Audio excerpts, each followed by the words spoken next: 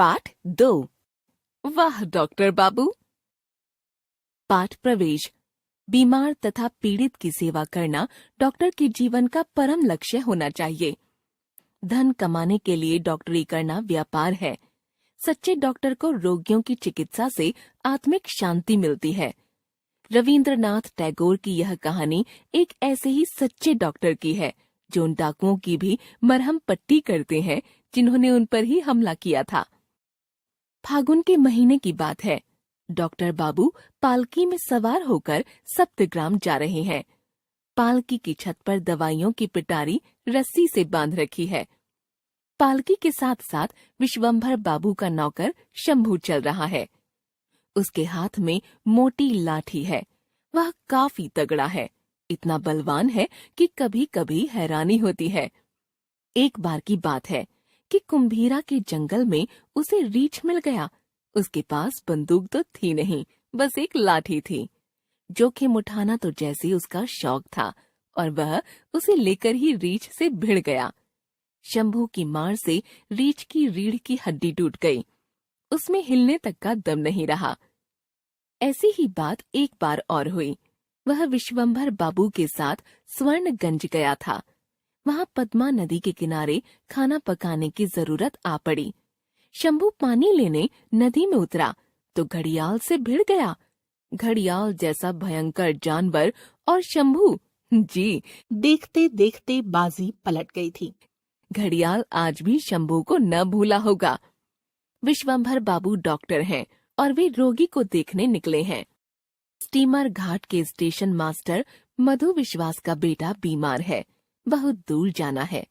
पहुंचते पहुंचते सांझ हो गई। चरवाहे ढोर डंगर लेकर लौटने लगे थे। विश्वंभर बाबू ने एक चरवाहे से पूछा, क्यों बेटा, बता सकते हो सप्तग्राम कितनी दूर है? चरवाहा बोला, जी, वह तो लगभग 7 कोस दूर होगा। आज रात आप वहां नहीं पहुंच पाएंगे। राह में डाकुओं का पुर है। डॉक्टर बाबू बोले, क्या करें बेटा, रोगी कष्ट में है, जाना तो होगा ही। चलते चलते रात के 10 बज गए। अचानक एक गड़बड़ हो गई। दवाइयों की पिटारी पालकी की छत से खुलकर नीचे गिरी और कुछ शीशियां टूट गईं। उसे छत पर दोबारा बांध ही रहे थे कि पालकी का डंडा टूट गया और पालकी जमीन पर आ गिरी। पालकी हल्की लकड़ी की बनी थी और डॉक्टर विश्वंभर बाबू भारी भरकम थे।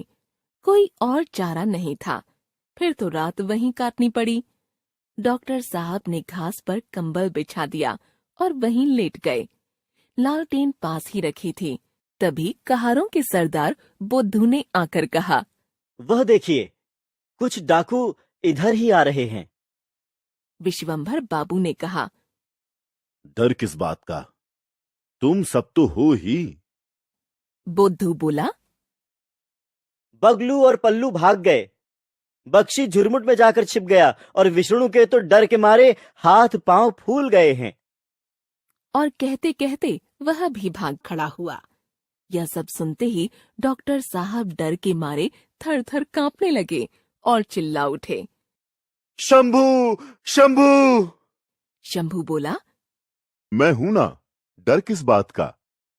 उसने उठकर छलांग भरी और कड़क कर बोला। खबरदार। डाकू ठठाकर हंसे और सीधे डॉक्टर बाबू की तरफ आए। शंभू ने पालकी का टूटा डंडा घुमाकर डाकुओं पर फेंका। निशाना ऐसा लगा कि एक साथ 3 डाकू गिर पड़े। फिर शंभू ने अपनी लाठी संभाली और शेष 2 डाकुओं पर टूट पड़ा। वे सिर पर पांव रखकर भाग खड़े हुए। तभी जोर जोर से कराहने की आवाजें आने लगीं। डॉक्टर बाबू ने पुकारा, शंभू, अब झटपट दवाइयों की पिटारी निकालो। शंभू ने पूछा, अब उसकी क्या जरूरत आ पड़ी? डॉक्टर बाबू बोले, इन तीनों की डॉक्टरी भी तो मुझे ही करनी पड़ेगी ना। पट्टी वट्टी बांधनी पड़ेगी। पता नहीं कहां कहां चोट लगी है। उस समय रात थोड़ी ही और रह गई थी। विश्वंभर बाबू और शंभू दोनों ने मिलकर तीनों डाकुओं की मरहम पट्टी की। सवेरा हो गया। फटे बादलों में से सूरज की किरणें झांकने लगीं। एक एक करके सभी कहार लौट आए। बगलू आया। बख्शी का हाथ पकड़े डरता डरता विष्णु आया। रविंद्रनाथ टैगोर।